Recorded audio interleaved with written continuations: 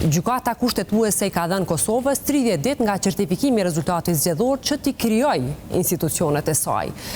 Dje e dini që kemi pas një seancë të ftuar në Kuvendin e Kosovës ku është bërë betimi i deputetëve dhe me që seanca është ftu në afatin pothuajse përfundimtar, një ditë para se të përmbyllet afati përfundimtar,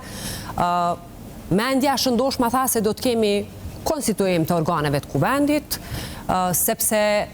besoj që nga ajo që kemi pa për rezultatit zgjedhor, 53 mandate të qeverisë, koalicionit qeverisës, edhe votat e minoriteteve që rëndomi kemi pa që janë në anën e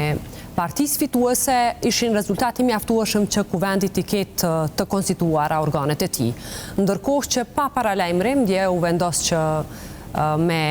absolutisht me rekomandimin e partisë në pushtet, ti jepet skenari që zoti Dehari të kërkoj jo mbyllje të seancës, por ta ndërpres seancën me kërkesën e Albin Kurtit për shkak se sipas asaj që pam nuk ka një marrëveshje politike. Pra,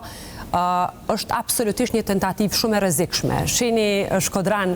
po flasim për një parti që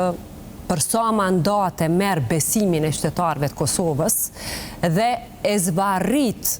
e rrezikon vendin ta çojë në zgjedhje,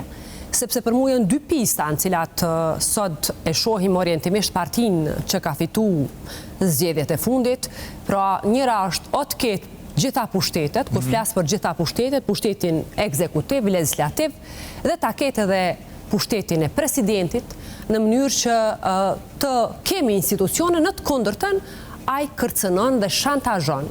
qytetarët e Kosovës, por edhe partitë politike që do t'i çojnë në zgjedhje